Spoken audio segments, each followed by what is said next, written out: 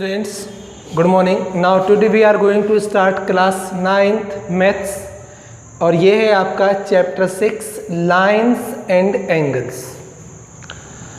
तो आज का जो वीडियो है वो हमारा इंट्रोडक्टरी वीडियो स्टार्ट करने जा रहे हैं, जिसमें कि आपको इंट्रोडक्शन बताया जाएगा लाइंस एंड एंगल्स के बारे में।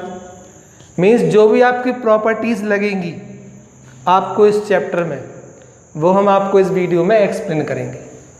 तो आप इस वीडियो को लास्ट तक देखें और यदि वीडियो आपको अच्छा लगता है तो वीडियो को लाइक कर दें और यदि चैनल पे नए हैं तो चैनल को हमारे सब्सक्राइब कर लें। सबसे पहले हम बात करते हैं लाइंस की। ठीक है, लाइंस क्या होती हैं? तो सबसे पहले हम आते हैं लाइन पे। लाइन की डेफिनेशन आपने बहुत पहले जो छोटी क्लासेस होती है वहां पे पढ़ी होगी कि it is a breathless and. Okay, means ऐसी लाइन जिनका कोई एंड छोर नहीं होता है, ये दोनों साइड में इन्फिनिटी तक बढ़ती रहती हैं, तो वो लाइंस होती है। लाइंस में कभी चौड़ाई नहीं होती, केवल लंबाई होती है। ओके, तो ये आपकी क्या हो जाएगी? लाइन। ठीक है, ब्रेथलेस एंड बोलते इसे अपन। नंबर सेकेंड अगर देखते हैं लाइन सेगमेंट। क्या देखते हैं? Line segment. तो लाइन सेगमेंट क्या होता है? तो लाइन के ही एक पार्ट को लाइन सेगमेंट बोलते हैं। सपोज मान के चलिए ये आपके पास लाइन है एक्स वाई और इसका एक स्मॉल पार्ट है, एक पार्ट हुआ ये एक ए बी, तो ए बी एक लाइन सेगमेंट हो जाएगा। So line segment is a part of line, आप इस टाइप से भी बोल सकते हैं। इसके बाद जो तीसरा नंबर आता है वो आता है इंटरसेक्टिंग लाइन। ठीक है, इंटरसेक्टिंग लाइंस। तो ऐसी टू लाइंस या ऐसी टू से ज़्यादा लाइंस जो एक ही पॉइंट पे एक दूसरे को इंटरसेक्ट करती हैं, काटती हैं, तो वो लाइन आपकी इंटरसेक्टिंग लाइंस कहलाती है। देखिए फॉर एग्जांपल ये आपकी टू लाइंस हैं तो जो कि एक पॉइंट ऊपर एक दूसरे को काटती हैं, जिन्हें अपन बोलते हैं इंटरसेक्टिंग लाइंस। ठीक है, अब जो फोर्थ लाइन आपके पास आती है वो आती है पैरेलल लाइन। ठीक है, पैरेलल लाइन। अब पैरेलल लाइन क्या होती हैं? तो ये भी आप छोटी क्लासेस में पढ़ चुके हैं। मीन्स ऐसी टू लाइंस जो कभी भी एक दूसरे को इंटरसेप्ट नहीं करती। ठीक है, और जिनकी जो डिस्टेंस होती है बीच की वो हमेशा सेम रहती है। सपोज मान के चलिए कि यहाँ पे भी इनकी डिस्टेंस 1 मीटर है, तो यहाँ पे भी इनकी डिस्टेंस कितनी होगी? 1 मीटर होगी। ये इनकी स्पेशलिटी होती है और एक दूसरे को कभी भी ये इंटरसेक्ट नहीं करते। ओके, तो अभी तक हमने क्या पढ़ा? Line, line segment, intersecting lines and the parallel line. इसके बाद हमारा नंबर आता है एंगल्स। इसके बाद हमारा जो सेकंड नंबर आता है वो नंबर होता है हमारा एंगल्स का। ठीक है, एंगल्स। एंगल्स में सबसे पहले आता है एक्यूट एंगल। अब एंगल्स क्या होते हैं कि ऐसे टू लाइंस जिनका वर्टेक्स सेम हो तो उन लाइन के बीच बनने वाला जो एंगल होता है ये एंगल होता है। कितने एंगल पे ये लाइंस झुकी हुई। ठीक है, तो फर्स्ट होता है आपका एक्यूट एंगल। फर्स्ट क्या होता है? Acute angle. ठीक है, फर्स्ट क्या होता है? Acute angle. अब एक्यूट एंगल क्या होता है? Acute angle always less than होता है 19। ठीक है, acute angle is always less than 19। अब मीन्स 90 एंगल तो आपका सीधा होता है, लेकिन जो भी एंगल आपका इसके बीच बनेगा मीन्स 90 से 0 के बीच में, वो सारे एंगल्स क्या हो जाएंगे? एक्यूट एंगल हो जाएंगे। एक्यूट एंगल के बाद जो एंगल आता है वो होता है right angle. Okay, right angle. तो राइट एंगल क्या होते हैं? मीन्स ऐसा एंगल जिसकी वैल्यू क्या हो? सीधी सीधी 90 डिग्री हो, वो राइट एंगल होता है। तो ये ऑलवेज आपका 90 डिग्री होता है हमेशा। आप कैसे भी बनाओ ये ऑलवेज क्या होता है? 90 degree. Number third is obtuse angle. ठीक है, तो ऑब्ट्यूस एंगल, तो ऑब्ट्यूस एंगल क्या होता है? ऑब्ट्यूस एंगल होता है greater than 90 and less than 180। क्या होता है ये कि greater than 90 and less than 180। Means ऐसा एंगल जो 90 से बड़ा होता है लेकिन 180 से छोटा होता है। मीन्स यदि हम यहाँ पे देखें तो ये आपका एंगल जो है, अब देखिए हमने तीनों एंगल पढ़ लिए इधर पे, हमने यहाँ पे एक्यूटी पढ़ लिया, हमने यहाँ पे राइट एंगल ही पढ़ लिया और हमने यहाँ पे ऑब्ट्यूस एंगल ही पढ़ लिया। तो हम तीनों को एक साथ समझते हैं कि कौन सा एंगल कैसे होता है। तो देखिए सपोज मान के चलिए हमने डायग्राम लिया, ये आपका एंगल है 90 डिग्री। ठीक है, तो 90 के जो भी लेफ्ट साइड बनेंगे ये कौन से एंगल बनेंगे? आपके एक्यूट एंगल। ओके, ये कौन से एंगल बनेंगे? आपके एक्यूट एंगल। और जो राइट साइड बनेंगे, सॉरी, जो राइट साइड बनेंगे वो एक्यूट एंगल और जो लेफ्ट साइड बनेंगे वो क्या हो जाएंगे? Obtuse angle. मीन्स जो भी एंगल 90 से ज़्यादा होंगे और 180 से कम होंगे तो वो कौन से एंगल होते हैं? Obtuse angle. Okay, obtuse angle. और ये ऑलवेज 180 से कम होते हैं और 90 से ज़्यादा होते हैं। 110, 120, 135 and so on are obtuse angle. Number 4 straight line. Straight line, अब आप कहोगे सर स्ट्रेट लाइन क्यों? लाइन तो हम पहले पढ़ चुके हैं। तो 180 का जो एंगल होता है वो ऑलवेज एक स्ट्रेट लाइन होती है, ध्यान रखना। ठीक है, स्ट्रेट लाइन जो होती है वो ऑलवेज, ठीक है, ऑलवेज एक कितनी डिग्री का एंगल होती है? 180 डिग्री का एंगल होती है। अब जो आपको इन एंगल के बाद जो आपको एक और एंगल मिलता है रिफ्लेक्स एंगल, जिसका यूज आपको इस चैप्टर में होना है, तो उसके बारे में समझते हैं। रिफ्लेक्स एंगल वही बहुत सिंपल है, रिफ्लेक्स एंगल। रिफ्लेक्स एंगल, अब रिफ्लेक्स एंगल क्या होता है? ऐसा एंगल जो 180 से ज़्यादा हो, ऐसा एंगल जो 180 से ज़्यादा हो लेकिन 360 से कम हो। ठीक है, मीन्स ऐसा एंगल जो 180 से ज़्यादा हो लेकिन 360 से कम हो। ठीक है, फॉर एग्जाम्पल देखिए, जैसे मान के चलिए ये है आपका एंगल, ये है मान के चलिए ये है आपका 70 डिग्री। तो आपसे कहा जाए इसका रिफ्लेक्स एंगल फाइंड करिए, तो ये देखिए 70 डिग्री है, तो जो बाकी का लेफ्ट बचेगा ये कौन सा हो जाएगा आपका? ये होता है रिफ्लेक्स एंगल। तो 360 में से क्या करेंगे? 70 को माइनस कर देंगे, कितना आ जाएगा? 290 डिग्री। तो जो 290 निकला है वो क्या हो जाएगा? इसका रिफ्लेक्स एंगल। तो रिफ्लेक्स एंगल ऑलवेज 180 से ज़्यादा होता है और 360 से कम होता है। Means it is a greater than 90 and less than 360। Okay, तो आप इस चीज़ को ध्यान रखें क्योंकि इस पार्ट का यूज़ आपके क्वेश्चंस में भी होगा रिफ्लेक्स एंगल का। इसके बाद हम चलते हैं पेयर ऑफ एंगल। क्या चलते हैं? पेयर ऑफ एंगल की तरफ कि पेयर ऑफ एंगल क्या होती है।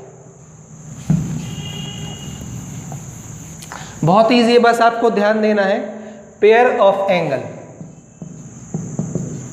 Pair of angle. तो पेयर ऑफ एंगल क्या होते हैं? मान के चलिए पेयर ऑफ एंगल, तो मान के चलिए यहां पे हमने सबसे पहले क्या लिया? Complementary angle.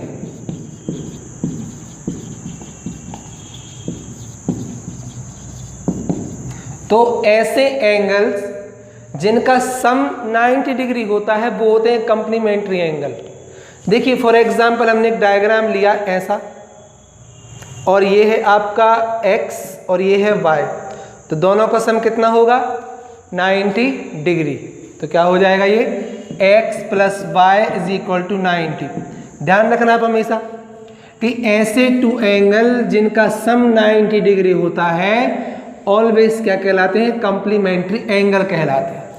यदि आपको एक वैल्यू दी है तो आप दूसरी इस इक्वेशन की हेल्प से वैल्यू फाइंड कर सकते हैं। देखिए फॉर एग्जांपल आपको यहाँ पे x की वैल्यू दी है 45 डिग्री और आपसे कहा कि y की वैल्यू निकालिए।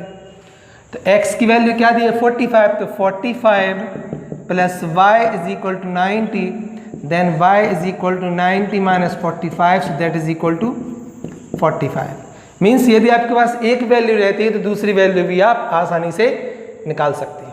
तो कॉम्प्लीमेंट्री एंगल की वैल्यू क्या होती है x plus Y is equal to 90। Means ऐसे एंगल जिनकी वैल्यू, ठीक है ना, ऐसे एंगल जिनकी वैल्यू मीन्स जिनके सम 90 डिग्री होते हैं वो कॉम्प्लीमेंट्री एंगल कहलाते हैं। इसके बाद आता है सप्लीमेंट्री एंगल, ठीक है ना। इसके बाद क्या आता है सप्लीमेंट्री एंगल। तो सप्लीमेंट्री एंगल क्या होते हैं, तो ऐसे एंगल जिनका सम 180 डिग्री हो वो होते हैं सप्लीमेंट्री एंगल। देखिए फॉर एग्जांपल ये 180 डिग्री का एंगल हो गया स्ट्रेट लाइन। अब एक एंगल आपका ये है, एक एंगल आपका ये है। सपोज ये एंगल ए है और ये एंगल बी है, तो a प्लस बी क्या होता है 80। यहाँ पे भी हम यदि आपको एक एंगल की वैल्यू दी है तो दूसरे एंगल की वैल्यू हम इस इक्वेशन की हेल्प से निकाल सकते हैं। ओके, तो ये दोनों एंगल आपको ध्यान रखना है, complementary angle and supplementary angle. Okay, third one is आपको जो थर्ड एंगल है वो है एडजेसेंट एंगल, ठीक है। एडजेसेंट एंगल वो क्या होता है वो देखना है आपको। ये भी बहुत इजी है, बस आपको ध्यान रखना है एडजेसेंट एंगल।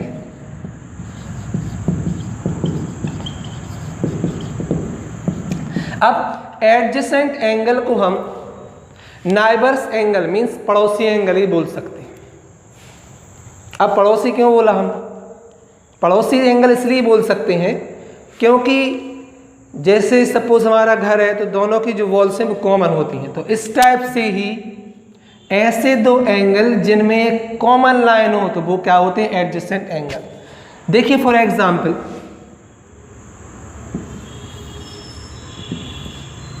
ये एंगल है x और ये एंगल है y, दोनों में ये आपकी कॉमन लाइन है तो ये कैसे हो जाएंगे आपके एडजेसेंट एंगल हो जाएंगे। ओके, बस इतना ध्यान रखना है। मीन्स ऐसे एंगल जिनमें एक कॉमन लाइन होती है तो इस टाइप के एंगल को क्या बोलते हैं एडजेसेंट एंगल बोलते हैं। इतना आपको ध्यान रखना है। Okay, adjacent angle. अब हम फिर से आगे बढ़ते हैं थोड़ा सा एडजेसेंट एंगल के आगे।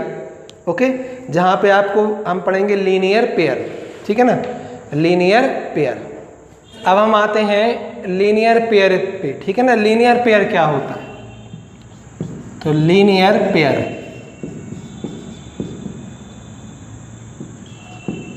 ठीक है, लीनियर पेयर ऑफ एंगल।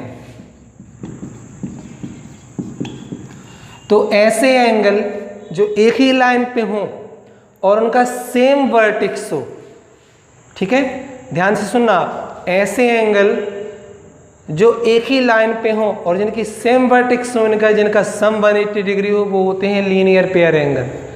देखिए फॉर एग्जांपल हमने एक स्ट्रेट लाइन ली, डेफिनेटली कि इसके जो एंगल है वो 180 होगा। तो एक एंगल इस पे ये बना, एक एंगल ये बना और एक एंगल ये बना। ये तीनों एंगल एक ही वर्टेक्स पे बने हुए हैं। सपोज ये एंगल x है, ये एंगल y है और ये एंगल z है और एक और एंगल यहाँ पे a है।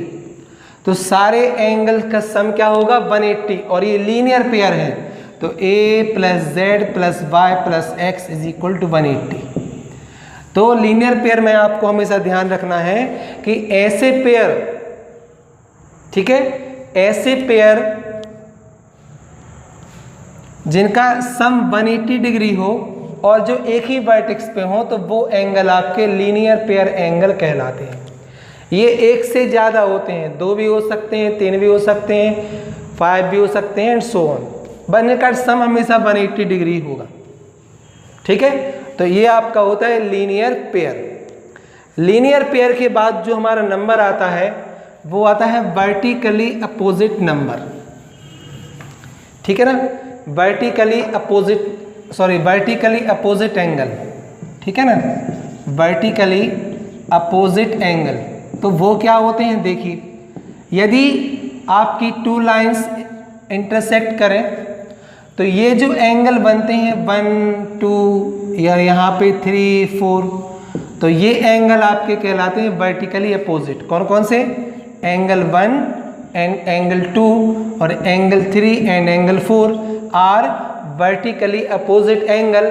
और स्टूडेंट्स हमेशा ध्यान रखिए कि vertically opposite angle is always equal, कि vertically opposite angle always equal. इसकी एक थ्योरम है जो कि हम इस वीडियो के बाद स्टार्ट करेंगे थ्योरम को, लेकिन आपको ये थ्योरम हमेशा ध्यान रखनी है क्योंकि थ्योरम आपको बहुत आगे तक काम में आती हैं। जब तक आप मैथ्स पढ़ोगे आपके थ्योरम्स आपको हमेशा ही मिलेगी। So what is the vertically opposite angle?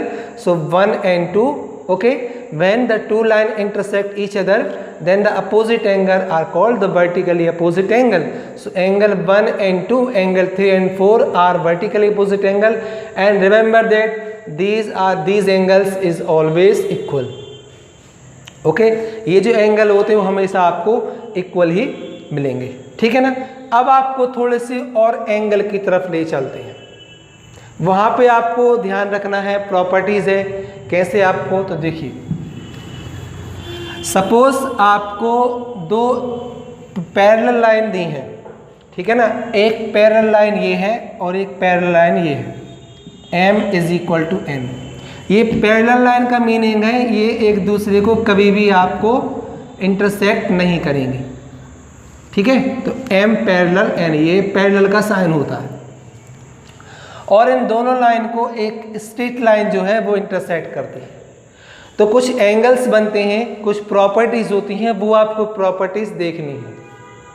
Suppose ये बना एंगल फर्स्ट, ये सेकंड, ये थर्ड, ये फोर्थ, ये फिफ्थ, ये 6, ये 7, ये 8, ठीक है। तो एंगल 1 2 3 4 5 6 7 एंड 8 ये आपके एंगल बने। ये आपकी क्या किया, टू पैरेलल लाइन को एक लाइन इंटरसेक्ट करती है, ठीक है। अब कुछ प्रॉपर्टीज होती हैं, एक ही साइड के एंगल करेस्पॉन्डिंग एंगल कहलाते हैं और ये ऑलवेज इक्वल होते हैं। जैसे एंगल 5 एंगल 1 देखिए, तो एंगल 1 और एंगल 5 एक ही साइड के एंगल है, तो वो क्या हो जाए, करेस्पॉन्डिंग एंगल। तो एंगल 1 = एंगल 5 और ये ऑलवेज इक्वल होते हैं। इसी टाइप से एंगल 2 = एंगल 6, ओके। इसी टाइप से एंगल 3 = एंगल 7, इसी टाइप से एंगल 4 = एंगल 8। ये आपके क्या होते हैं, करेस्पॉन्डिंग एंगल, ठीक, करेस्पॉन्डिंग एंगल, और ये ऑलवेज इक्वल होते हैं। तो डायग्राम में आपको हमेशा देखना है कि ऐसे एंगल जो एक ही साइड में होते हैं और वो क्या, कौन से एंगल कहलाते हैं, कॉरेस्पॉन्डिंग एंगल कहलाते हैं, ओके। इसके बाद नंबर होता है number second, alternate interior angle. Alternate interior angle, alternate interior angle, देखिए एंगल 3 और एंगल 5 ये कहलाते हैं अल्टरनेट इंटीरियर एंगल। एंगल 4 और एंगल 6, और ये भी आपको हमेशा कैसे होते हैं, इक्वल होते हैं। तो angle 3 = angle 5 and angle 4 = angle 6 is always equal because it is alternate interior angle, ठीक है, alternate interior angle। अब देखिए फिर आता है alternate exterior angle। तो एंगल 2 और angle 8, angle 2 and angle 8 and angle 1 is angle 7 is alternate exterior angle। ये भी क्या होते हैं, इक्वल हो सकते हैं, ठीक है। Alternate exterior angle. अब यहाँ पे एक चीज़ और ध्यान रखना है कि को इंटीरियर एंगल, तो को इंटीरियर एंगल क्या होते हैं कि एंगल 3 और एंगल 8 यानी एक ही साइड के इंटरनली एंगल को हम क्या बोलते हैं, को इंटीरियर एंगल। क्या बोलते हैं, को interior angle, okay. Angle 3 angle 6, और ध्यान रखना इनका सम जो है वो ऑलवेज क्या होता है 180 डिग्री होता है। यहाँ से एंगल 3 एंगल 6, यहाँ से एंगल 4 एंगल 5, ऑलवेज क्या हो जाएगा 180। इतना आपको हमेशा ध्यान रखना है। तो इस टाइप से जो है वो एंगल्स होते हैं। तो आज के वीडियो में इतना ही। तो आप बताएं कि आपको वीडियो कैसे लगा। यदि आपको कुछ कन्फ्यूजन होता है तो कमेंट के माध्यम से ज़रूर आप पूछ सकते हैं। Okay, thank you.